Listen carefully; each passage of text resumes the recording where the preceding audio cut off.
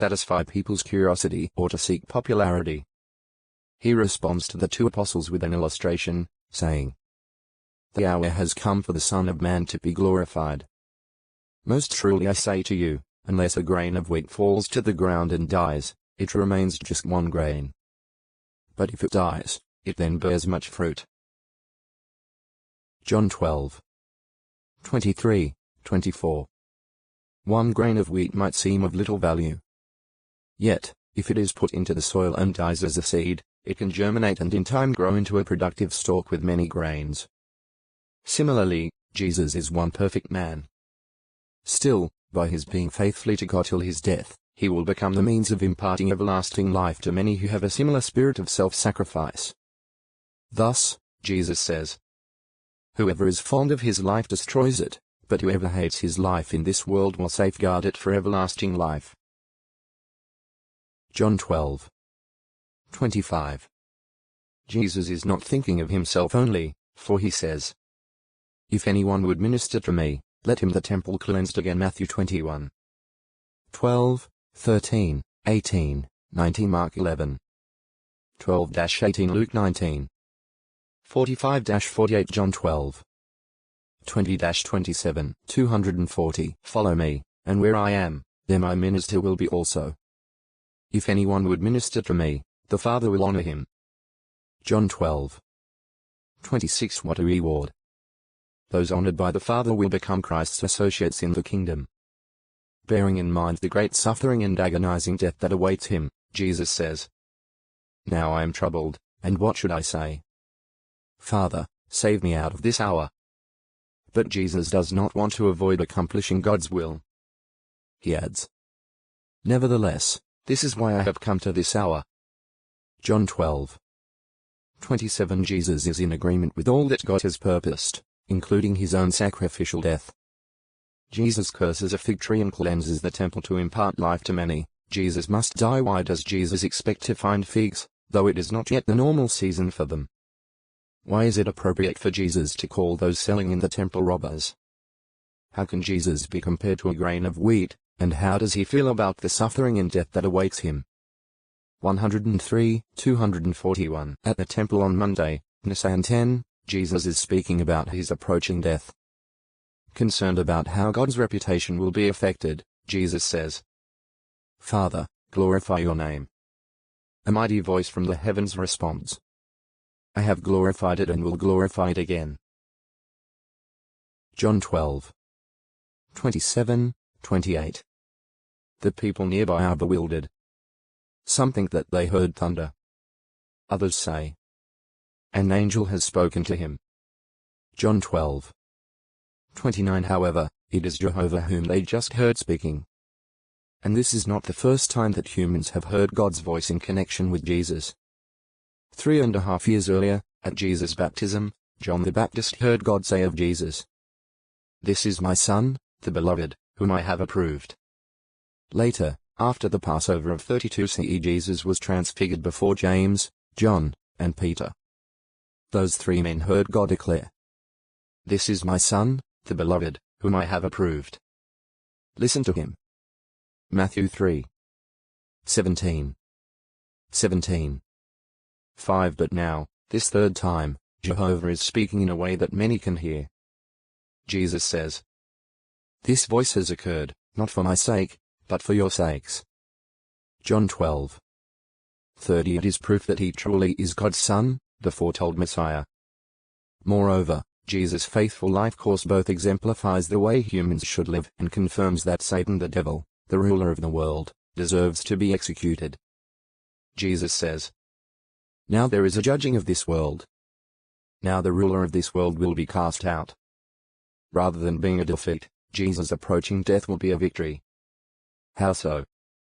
He explains, "Yet I, if I'm lifted up from the earth, will draw all sorts of men to myself." John 12:31-32 By means of his death on a stake, Jesus will draw others to himself, opening the way to everlasting life. In response to Jesus' comment about being lifted up, the crowd says, "We heard from the law that the Christ remains forever.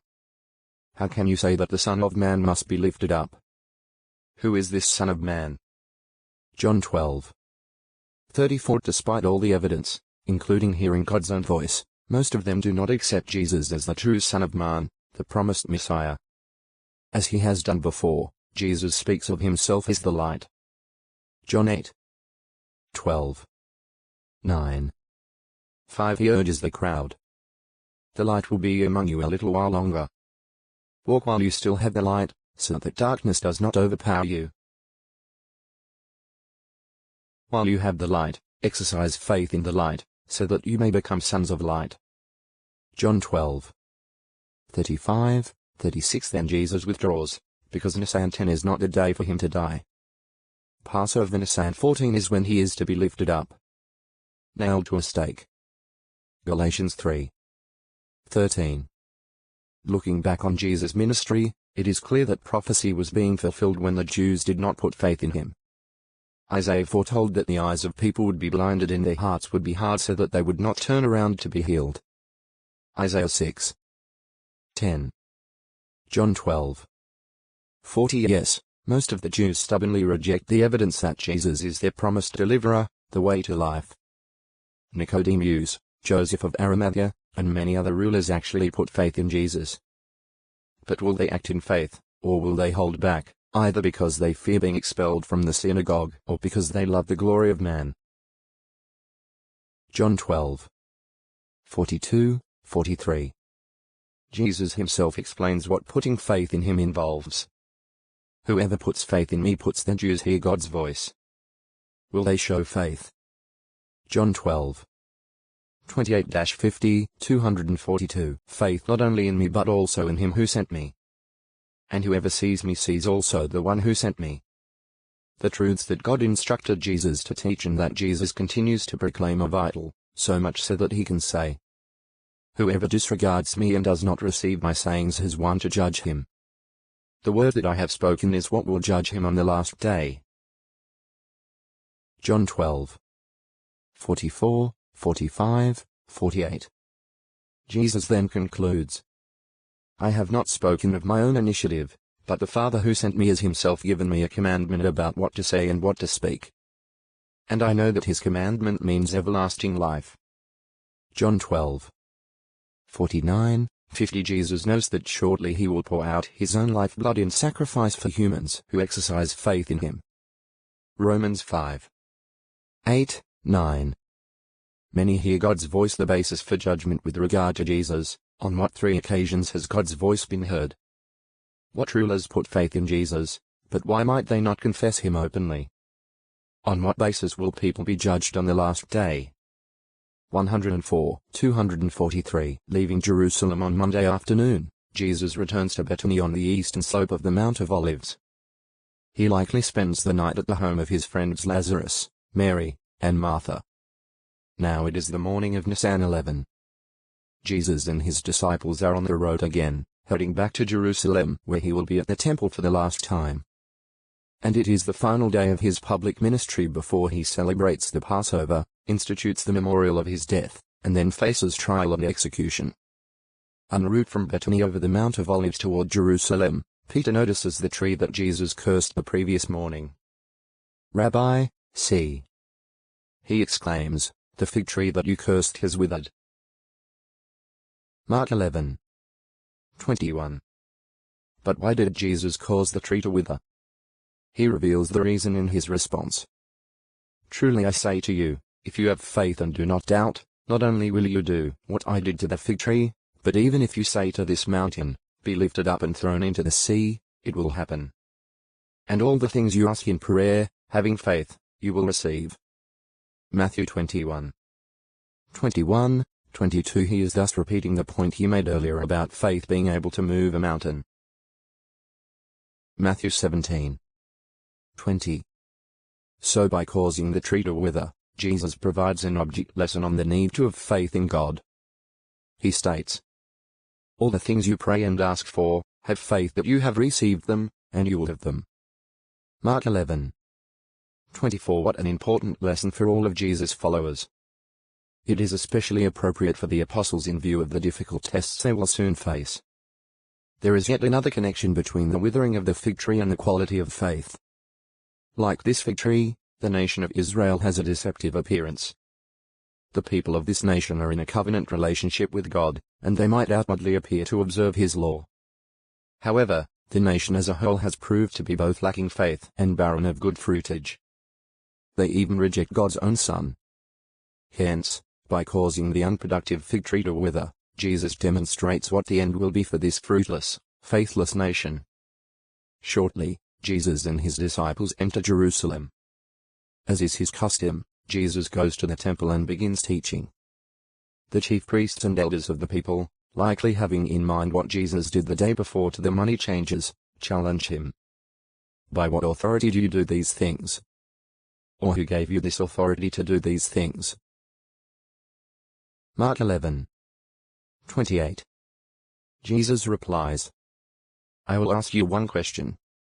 Answer me, and I will tell you by what authority I do these things. Was the baptism by John from heaven or from men? Answer me. Now his opponents are the ones being challenged. The priests and elders consult one another about how to answer. If we say, from heaven, he will say, why, then, did you not believe him? But dare we say, from men? They reason this way because they are in fear of the crowd, for these all held that John had really been a prophet. Mark 11:29-32.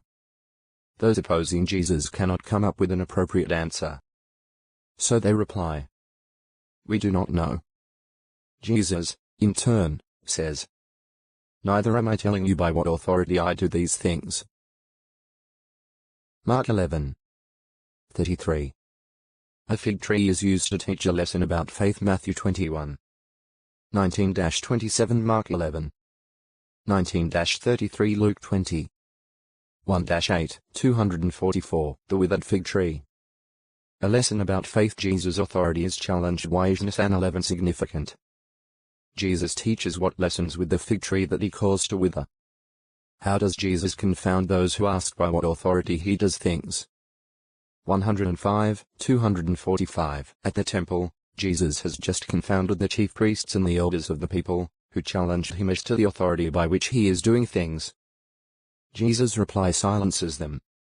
Then he gives an illustration that exposes what kind of people they really are. Jesus relates. A man had 2 children. Going up to the first, he said, Child, go work today in the vineyard. In answer this one said, I will not, but afterward, he felt regret and went out. Approaching the second, he said the same. This one replied, I will, sir, but did not go out. Which of the 2 did the will of his father? Matthew 21:28-31. The answer is obvious. The first son is the one who in the end did his father's will. So Jesus tells his opposers, truly I say to you that the tax collectors and the prostitutes are going ahead of you into the kingdom of God. The tax collectors and the prostitutes initially would not serve God. However, like the first son, they later repented and now are serving him. In contrast, the religious leaders are like the second son, professing to serve God, but really failing to do so. Jesus notes, John the Baptist came to you in a way of righteousness, but you did not believe him. However, the tax collectors and the prostitutes believed him, and even when you saw this, you did not feel regret afterward so as to believe him. Matthew 21:31-32. Jesus follows up that illustration with another. This time, Jesus shows that the religious leaders' failure goes beyond neglecting to serve God. They are actually wicked. A man planted a vineyard, Jesus relates, and put a fence around it and dug a vine for the winepress and erected a tower. Then he leased it to cultivators and traveled abroad. In due season he sent a slave to the cultivators to collect some of the fruits of the vineyard from them. But they took him, beat him, and sent him away empty-handed. Again he sent another slave to them, and that one they struck on the head and dishonored. And he sent another, and that one they killed, and many others, some of whom they beat and some of whom they killed. Mark 12:1-5. Will those hearing Jesus understand the illustration? Well, they may remember Isaiah's words of criticism. The vineyard of Jehovah of armies is the house of Israel. The men of Judah are the plantation he was fond of.